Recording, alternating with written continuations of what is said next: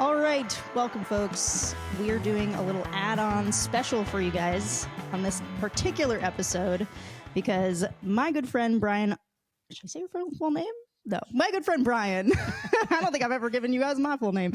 My good friend Brian, we worked together at the same school, and the whole time I was watching this episode, I kept thinking about you, and I was like, I want to pick Brian's brain about this episode. I feel like he would have so much to say. So welcome. Thank you very much. I'm honored to be the first official guest on at least the first separate episode. Have you guys had a guest before? We've never had a guest. We were going to have our cousin Lee on because she's on Pix 11 News and does a bunch of stuff with wine. So she was going to talk about all the sulfites in Yellowtail, but she never ended up coming on. So welcome. Cheers to you being our first guest. What are we drinking? We are drinking black cherry Mike's Hard Lemonade. It might not be available at your local stores, but please check it out if you can get it. It's kind of fancy. So. Let's taste it. All right. That's delicious. Wow, that's amazing. I would love to hear Lee's commentary on that. I'm getting loud notes of hard black cherry lemonade. So we raided Mom's fridge when she was asleep. That's kind of the vibe I'm getting from these. I'm getting it's 3 a.m. at a 7-Eleven. It does kind of taste like just like juice. Like it almost tastes like a Capri Sun in a way. This is dangerous. This is kind of scary. This is for children. Do you know what I mean? Delicious. It's it's like Skittles. Well, all right. So I want to get right into it because this is not going to last. We can't make this as long as as a real episode. So right away, what are your first impressions? This episode was called Mr. Joad. It was about the Grapes of Wrath. Yes. So me and Mr. Joad. I am not as like, I have not seen all of Boy Meets World in a long time. My experience of it was kind of like watching one-off episodes of it randomly when it came on as a kid. But I've seen like a lot of it, right? And so I was a little bit, well, as I was watching, I was kind of like confused because I was like, I feel like Mr. Feeny is usually right in the show. So you thought he was wrong in the show? I thought he was very wrong in Interesting. the show. And okay. I felt myself getting a little annoyed because I was like, I'm not to say that Turner was completely right either. I think that he made some, I mean, ultimately it's a show. I don't think they're going to get into like deep educational theory between the two of them. I think both of them made mistakes, but I think that Feeny represents a viewpoint that I think is frustratingly rigid in education. And Turner also, we can talk about the issues with Turner's philosophy, but I think why I was kind of like, there was a lot of times where Feeny was doing things that I was like, I feel like you're embodying the teacher that just sticks to the rules for really no reason, not the teacher that has a philosophy behind their rules and is like, here's why. And usually that's who he is like, no, it seems like I'm doing this for no reason, but actually I do have a real reason. Yeah. In this case, I don't feel like he had a real good reason for what he was doing. Take the test or die. Or die, exactly. That's not a good reason. No. And you do what I say because you do what I say. This is your warden speaking. Yeah. I mean, that was what was cool about this episode, I thought, was it showed how Feeny had a lot to learn from Turner. But Turner, and I want you to get into it, like he also was willing and open to hear, to kind of be convinced that Feeny's approach has merit. So what did you think was wrong with Turner's approach? I with Turner's approach, it's more like, I think that when you're talking about, like, I think really what the thing is, there wasn't a lot of actual educational practice, which makes sense because again, it's a TV show. But I think that Turner, like, if you're going to say we're not going to take a test, you can't just say, you just have to come in and talk. Like, that's really, I mean, we both know that's something that is really fun to do. And I've done it before and it's awesome. And I love being like, just read the chapter and come in and we'll talk about it. Unfortunately, to actually assess that, you have to have a sheet that says, here's what the discussion was, and here's what this person said, and here's how I understand how much they understand. Like, he has to have a plan. You can't just kind of do that. And if you do, then you're not really going to be able to assess what they've gained from the book. You might be able to assess whether or not they understand the book, which is awesome. But you won't necessarily be able to like use that information to talk about their development and their skill building and stuff like that, if that makes sense. Yeah. That makes sense. My issue with look, the truth is I think we both lean more towards Turner, right? Like I'm not sitting here saying Feeny's right. But I was open to hearing more of Feeny because my issue with Turner's approach is it's extremely biased because it's the teacher is just deciding which students he thinks are good and all of your internal biases that you haven't unpacked, that's exactly where they can run rampant, right? Yeah. I mean, the fact that by the end of the episode, Feeny and Turner are able to assess Corey and Sean, and they can't do that for every student in the class, right? Like that's just, it's what, That's what I mean when I said that he doesn't formalize it, right? He needs to find a way to make this an effective measure. And again, like I'm not saying there's no space in the classroom for like, you guys read this thing, let's just talk about it. I do that a lot with like poetry. I'm not going to be like, okay, now answer all these questions that prove that you understood blah, blah, blah, blah. Like we're reading this to have an experience, right? But if you are using a measure of assessment like a test, and then you're going to replace that with discussion, you can absolutely do that. I want teachers out there, you can do that. You just need to make it an assessment. You can't do it in a totally freeform way because exactly what you're saying happens, right? Is like, then the teacher just, it not only affects what grade are they getting. Like, first of all, how are you going to grade that? We have to give grades. I know I hate them. We all hate them, but it's something that exists. Especially it sounds like in this school, he's not going to be able to say, oh, I didn't give them a grade, right? So you have to be able to grade it. And in order to be able to grade it fairly and like objectively, you need to have criteria and you need to have a procedure for understanding what the student knows. And I like, that's why discussion, like that's why we have things like Socratic seminars and anticipation guides, pre-written discussion questions, things like that, because you have to be able to track the discussion in a way that is both accurate and also inclusive, honestly, because inclusive. Like it's not inclusive to have one student leading this whole charge and all the other students joining in. And then I can't tell you how many times I've had students in my class that are silent, that I go to another teacher's class and I'm like, oh my God, I've never heard that kid speak. And they're talking up a storm in that other teacher's class, and vice versa. I have students that talk and are themselves in my class in this way that they just aren't in science or whatever, Yep. So you can't, it's not fair because and even in observing, like back when I was in grad school and I was observing classes, I remember this teacher that I was observing was having a one-on-one conversation basically with one student in the class who was on his level and got where he was, it was like him and Minkus basically just shooting the shit. And it like that kid's going to get an A, but and I might cut this, but and then I took over his class and that student didn't talk as much when I was the teacher. And there was this other student who actually had a disability and was always like on his computer and doing something and was sort of like always sort of like multitasking. And that student started raising his hand. And I remember the teacher that I took over for a few days was like, that kid doesn't talk in my class. Like it's crazy to see this whole total other side of him. And his mom even emailed me and was like, oh my God, he like loves you. And I was like, it has nothing to do with me. It's just people's energies vibe differently, right? Like it's just a matter of like magnetism and coming together and energies and whatever. And I do believe that. I think like we even ourselves have the ability to be like more talkative or less talkative around different people. Yeah. So yeah, I just think it's a really unfair way to assess students. I also think if you're talking about the conversation of like changing the way that we assess, changing the way that we look at what does somebody know, right? Like tests are the classic, right? If you can take a test about it, you know it. Now, I think we both know, and I think that like an educational, if you're looking into the field of education right now and over the last like 10 years, I think you know that A, if somebody can take a test on something, that doesn't mean that they know it. And B, if somebody can't take a test on something, that doesn't mean that they don't know it. Right. It is a way to do it, and it's great. It can be a useful tool, but it is a tool. It's not the end all be all, which is why I was frustrated with Feeny when he was like, this is the like, no, you don't understand. If you don't do a test, then what are you even doing? What's the point? What's the point of teaching them if you're not going to do a test? It's like, what? What do you mean? I didn't see it as that. I saw it as they're not going to do the work. If they don't have a test, they will not have any motivation to read this novel. Yeah.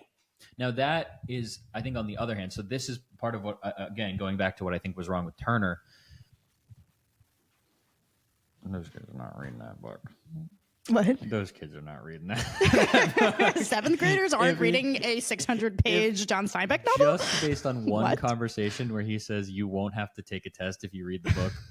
I think the writers are overestimating the extent to which kids dread tests. I do think there's a lot of kids that dread tests, not because they can't and didn't do the work, but because they're stressed about the test.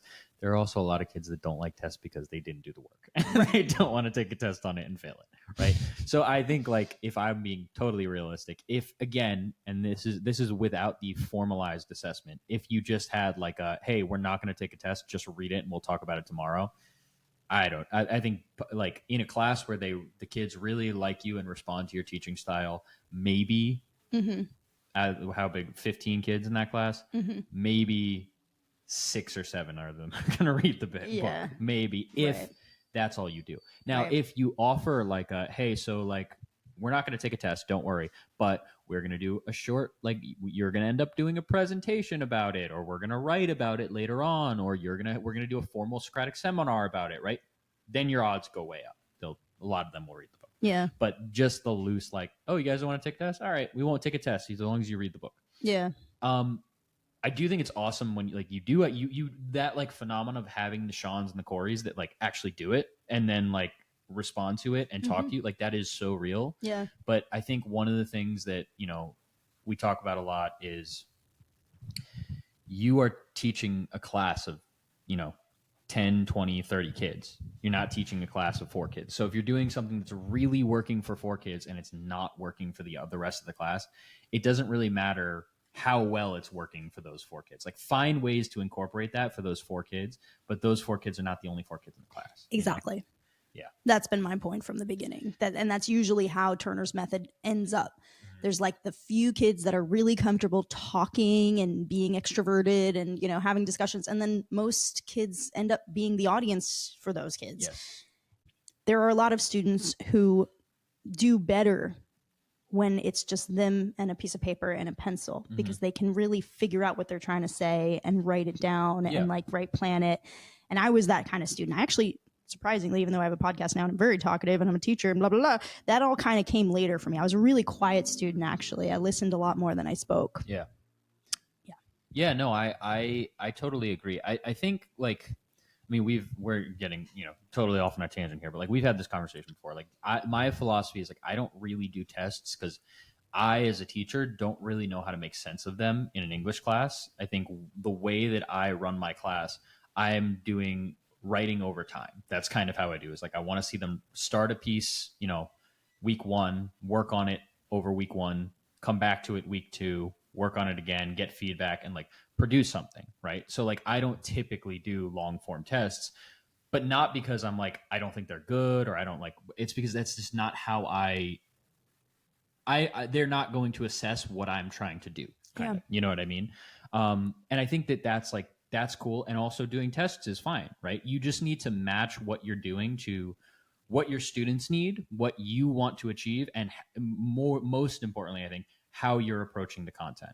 Because if your approach to the content doesn't match the assessment, you're going to have a really difficult time. Like, there's a way for him to do, I mean, he could have done a project about unionizing where they said, what's something you hate about the school? Form a union and like cause a problem about it. Right? We need to get to that too.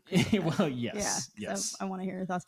But I will just say on this note, I am a teacher that gives tests, and Brian kind of isn't. So that's kind of why I wanted to have this conversation. Ultimately, I think we're both, we both see both sides, right? Yeah. And for me, I believe in the Socratic seminar discussion method throughout the semester, and then it ends in a test.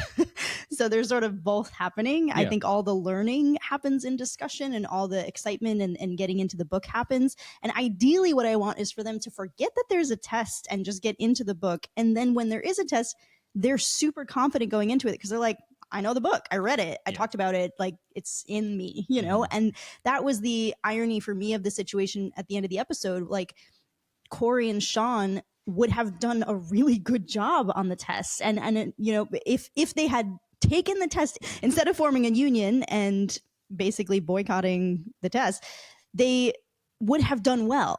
Yeah, but I kind of get if we want to get into the union, I actually like I get it, honestly. Go ahead, explain. Because I think that it was I as a student, like if you don't care and you're like whatever, I just want to get a grade, like whatever, we're gonna do it, fine. Then you get handed that test when Turner suddenly goes, hey, you're gonna take the test, and you go, what? I thought we were gonna have tests. All right, whatever, like I'll take it, right?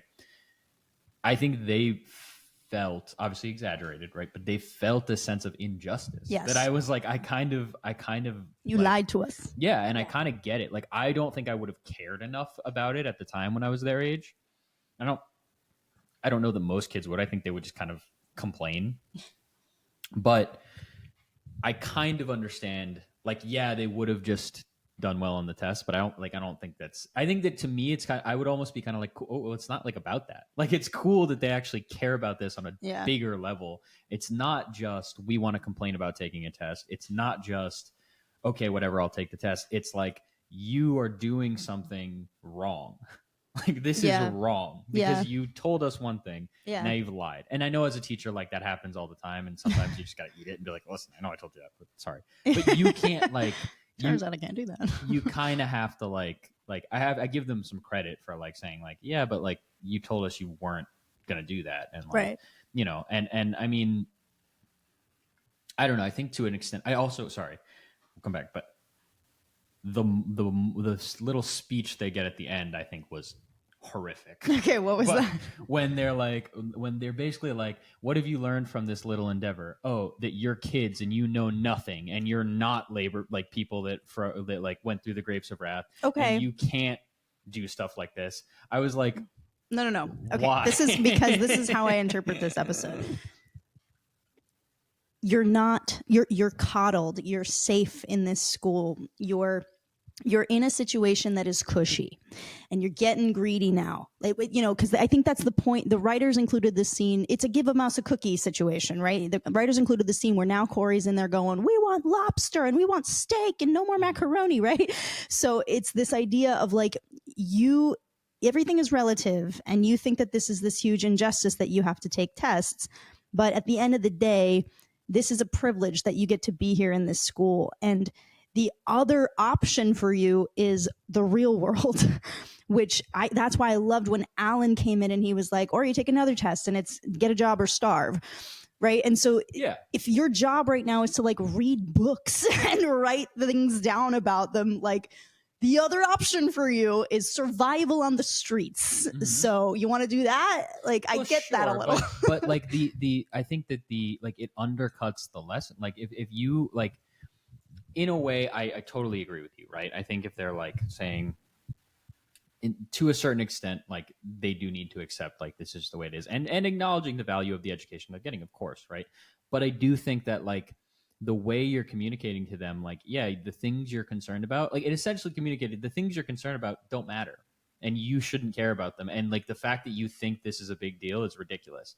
And like I hear what you're saying. Well, just because, especially in the context of you just read The Grapes of Wrath, these people are starving. Sure. They're getting abused by police officers. They're they're striking because they have nothing to lose. I completely understand that. But to me, what I didn't like about it is it felt like you like disincentivizing them from connecting themselves to the text.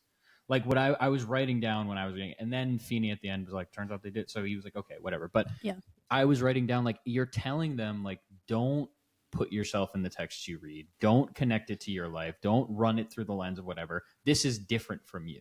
And when you're trying to like take the ideas and the universal truths and the principles that you're pulling from this text, don't do that. You're wrong. And I was like, well, then what's the point? Why are you reading this book? To learn about other people. There's windows and there's doors. Sure. No, it's mirrors and windows. What is it? Windows and doors. Yeah. Wait. Mirrors and windows. Mirrors and windows. You don't know what we're talking about.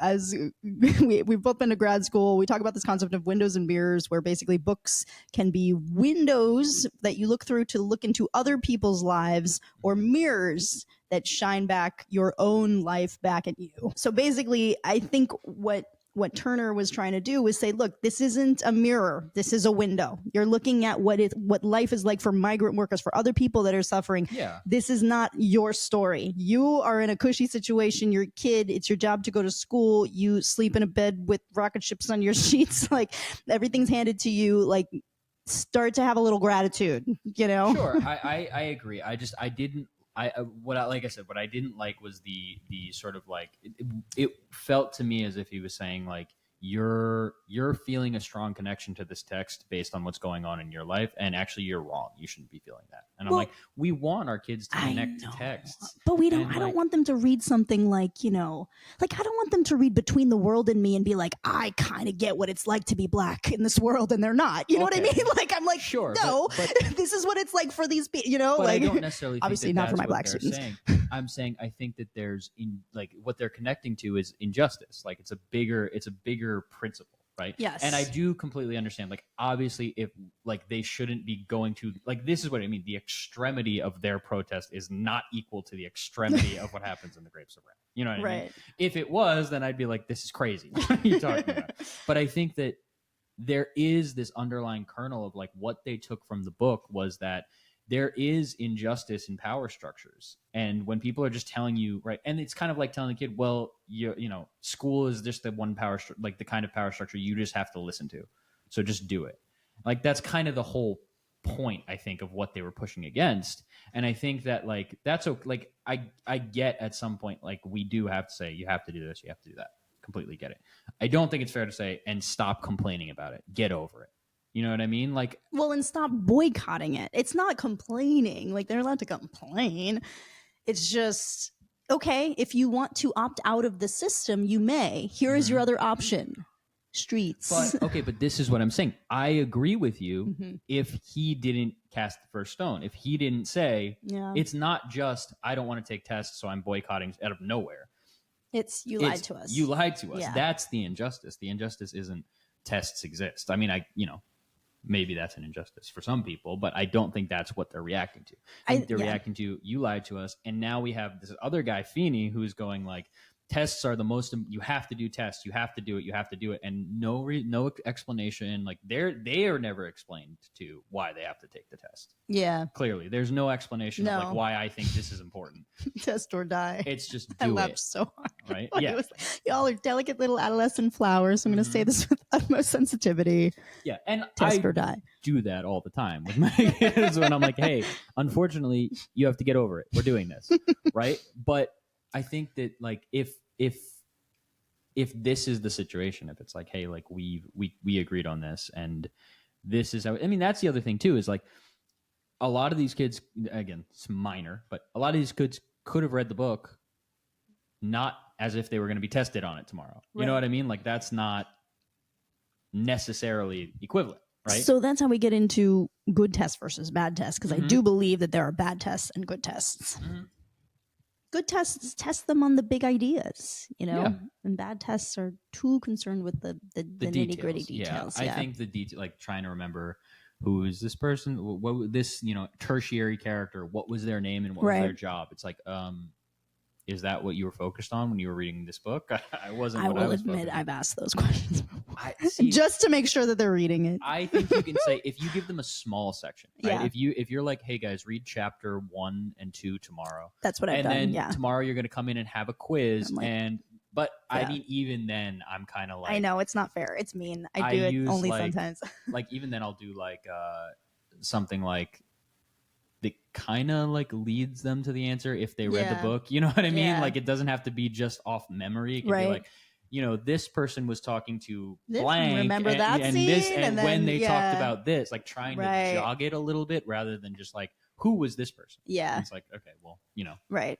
But no, but I do think that like there is something to be said for like, then that's why I mean, when we're talking about assessment, that's why I lean towards other things. Yeah. Because I think the margin for error is so like tiny on a test. Is like you can have a test question that can totally give you a misunderstanding of what a student understands about a book. Yeah. And the only time you have to get it is in that half hour when they're taking the test. Right. You can't go back and be like, oh wait, they actually did understand it, but they just didn't understand the question, or they didn't answer in the moment. They didn't think about it right. You can.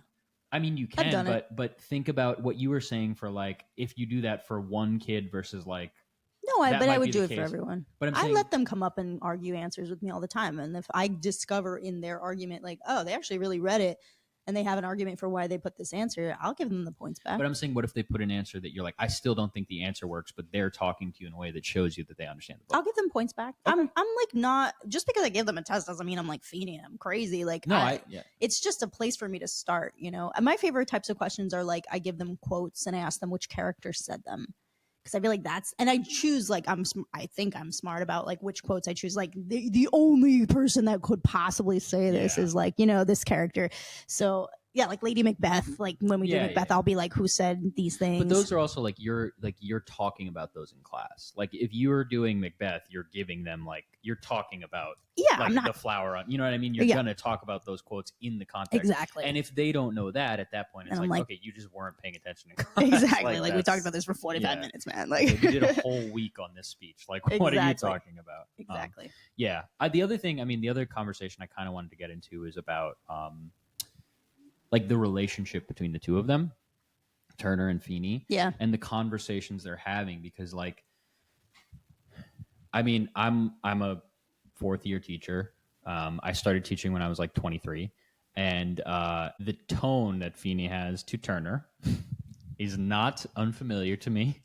I will say I'm lucky to work in a place where people don't speak to me that way very often, but when it does happen.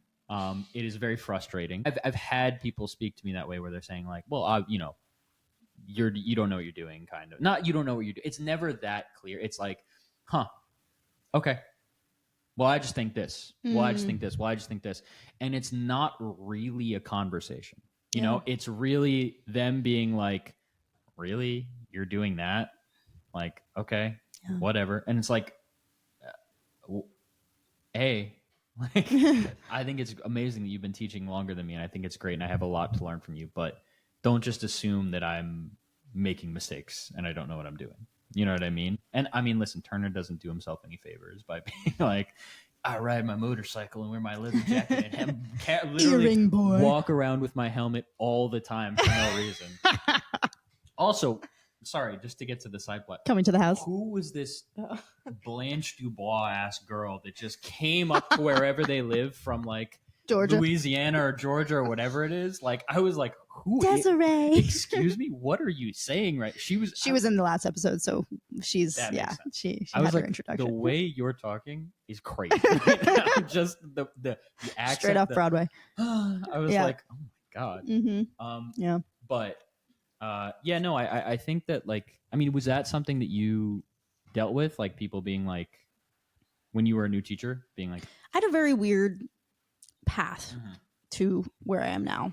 I taught abroad in South Korea, and I was among all teachers my age, and I was the first teacher that campus hired. So like there was literally, I was the oldest teacher. I'm like only ever used to being the oldest teacher in a space. So, but I did, I had the only other teacher they hired was this guy named Nick who became my mentor. I owe him so much. He whipped me into, I mean, he kind of like raised me. I was a child when I first started teaching, and he was a jerk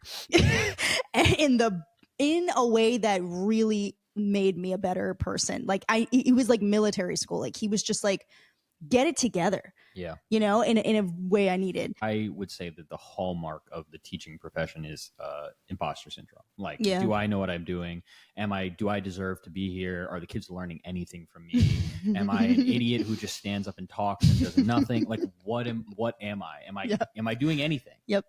And I still think this every day. I think that I think I will say, like, good teachers probably think that a lot. Yeah. Because I think that we can get into the whole, but like, I think that like, as soon as you get into a place where you're like, yeah, I'm really good at this and this is easy and blah, blah, blah, you've shipped yourself off to like la la land from teaching. You have to stay. There's no like, let rest on your laurels. You have to stay on top of it. Even so far as like, I teach, like, I think there's maybe 2 books that I've taught every single year, and every other year I've changed everything else I do. Yeah. Because I just need to like do different things. I need to change. I need to adapt, or else I'm going to just walk in. All right, guys, do this, leave. Right.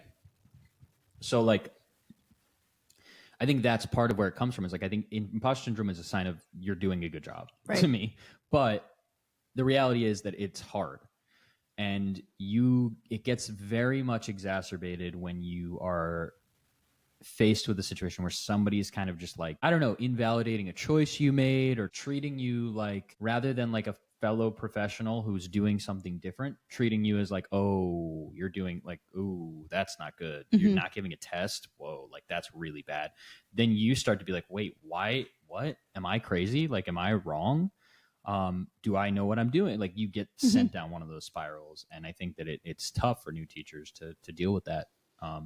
It is, but every school benefits from having new teachers because they shake things up. Turner's doing really cool, radical things, and I love how he seemed confident. I'm sure he, if he was a real person, he'd be, on the inside freaking out because, like, you see someone like Feeny, he just walks around like he knows what he's doing, and he critiques you, and you're like, oh my god, I'm wrong. But I love that he challenges him, and he's like, I don't think that's radical thinking. Like, if they know what they're doing, then why do I need to give them a test? But I think I read, I mean, again, maybe this is projection, but I read anxiety in him a little bit. Like, I read like when he's like, really? Like, when he's having that conversation, the internal, I mean, he's not going to be in front of Feeny like, oh my God, what? Like, really? But I don't do that either. But internally, he's like, like, wait a minute. Like, you're right. It throws him off. And then I really saw it when he was giving them the test. Yeah. And you can see he's conflicted. He's like, he doesn't even really know what to say. He's like, I don't, like, I know I said I wouldn't, but like, don't think of it as like he's shaken, I think, a little bit. And I think that that's like not, you need to have moments like you also as a new teacher shouldn't be like 100% of the time, I know what I'm doing and I'm great and everything's amazing. But I think you do that enough on your own. You can give feedback to a new teacher in a way that isn't like, I'll also admit, I've done that to people. I've been like, wait, what? What are you doing? And then I'm like, oh, like my girlfriend's a teacher and she teaches middle school.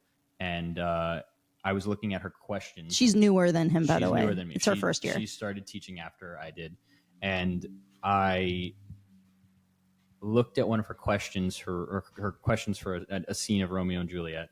And I said, and these are kind of like just like content questions. Like, I mean, like, do you want to maybe ask like something like this? And I gave her like a thematic question, and she was like, I don't think they're going to be able to answer that. And I was like, you don't think they'll be able to? Like, I wasn't thinking. I'm thinking like, okay, we're talking on the same. Like, yeah.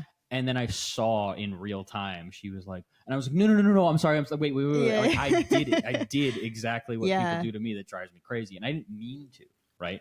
But I was like, I do it too. Yeah, and it's you gotta catch it. But I think it's very much exaggerated when you have older teachers and younger teachers, because I think there's always just, I don't know why, like, generational conflict is something that is becoming such a factor in like the world, because the gaps between the generations are widening.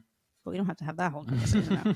I wanted to ask you about the portrayal of women in this episode in terms of, the women, like Eric's girlfriend, she's very much like a cartoon of a woman, right? And then the way that Jason talks to Amy, like Amy, I love Amy. I think she's like a cool, interesting, like 3D mom, and she's right. But at the same time, like Jason comes in and he's like, oh man, like, weren't you on Baywatch? And she's like, I'm a little mature for that. And he's like, you'd be the one on like Next Generation Baywatch. Like, there's a lot of sexualizing women, and I just wanted to know your thoughts. I mean, his mom called him whipped. Did you hear that? I was like, whoa. Yeah. God. I know. Like, I don't know. I think that, like... And he was like, she doesn't control me. I control her. Yeah. Like, there was... Yeah. Really weird. I don't know. I think that the portrayal of the girlfriend is like... I mean, I think they're trying to... My thought would be like, they're saying, oh, this is the high school. They're leaning into, oh, but it's high school. It's like just high school, people in high school. But I think they don't realize that they're like saying, this is what girls are like in high school. And like, that's not a good thing to say about them, I think I don't know. I didn't read as much of the stuff with Amy that you were talking about. Like I thought like her being like the one that's like trying to like I almost thought it was like the fact that his mom knew that he was like obsessed with this girl and was doing everything. I was like, this is interesting to me because this is not the kind of relationship that I would expect. I mean, I know it's the kind of relationship they have in the show. Yeah. But I don't think most parents I don't think that's how most parents would react. I think most parents would be like, I thought it was very realistic of her to really? be like, what are you doing? Like, stop letting her, because she was totally controlling him and he was completely bending over backwards for her. I don't think it would be, the parent would know that much. You know what I mean? Like I would be surprised if he's a like high rushing out the door, not eating breakfast. Yeah. If a high schooler's parent was that aware of what was going on in their life, especially if it was like they've been dating for like 2 weeks or something like that, I'd be kind of surprised. I mean, it'd be good. I'd be like, this is a very attentive parent. But I was kind of like, wow, that's interesting. Like I would not have like expected. And also his reaction was very different than my reaction would be if my mom was like, stop hanging out with this girl. I'd be like, what are you talking about? Leave me alone. That is something that Jules and I have consistently said, that we do love the way this family feels really dialed into each other. Every member of the family is very dialed into the other person. And totally. Yeah.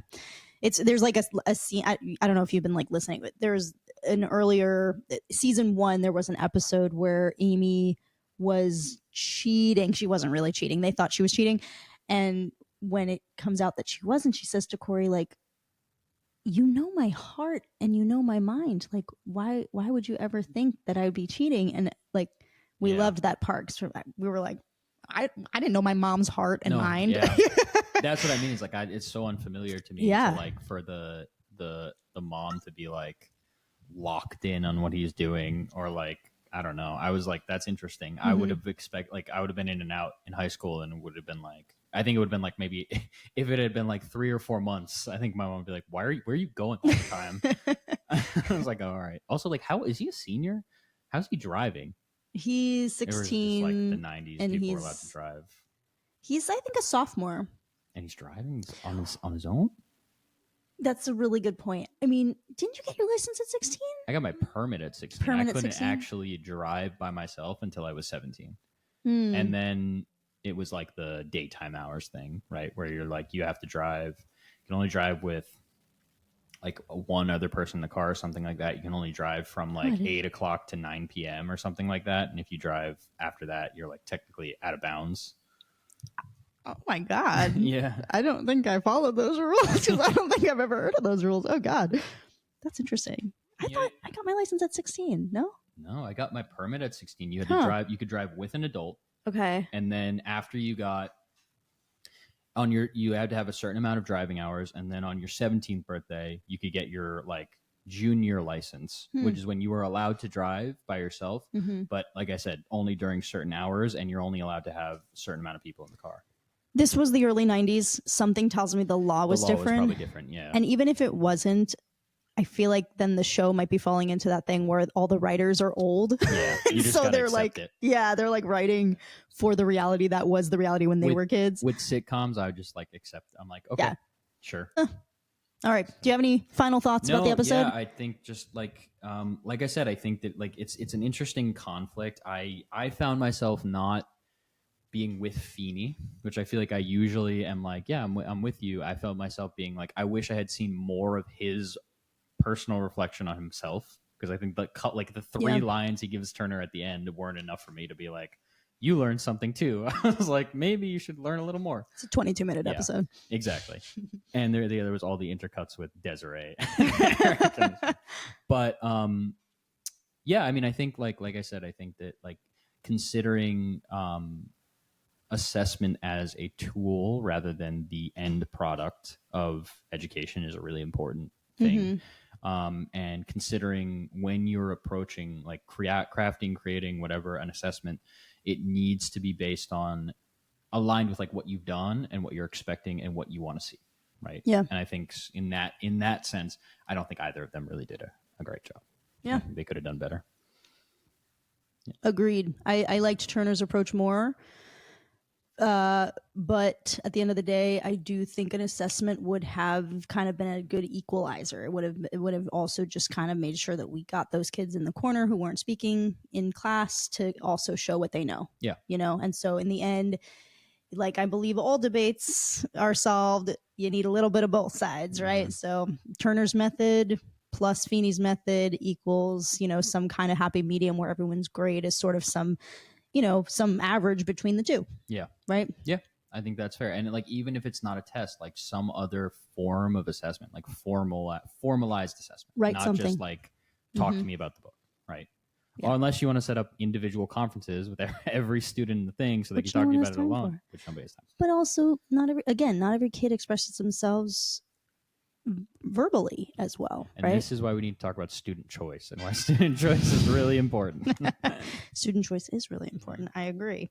All right, I got to turn off those notifications because that was a little loud. All right. Thank you so much, Brian. Of course. Thank This you for was having so me. fun. It took Yep. us the amount of time it takes to drink one Mike's Hard Lemonade. Mike's Hard Lemonade. Cheers. Cheers. Bye.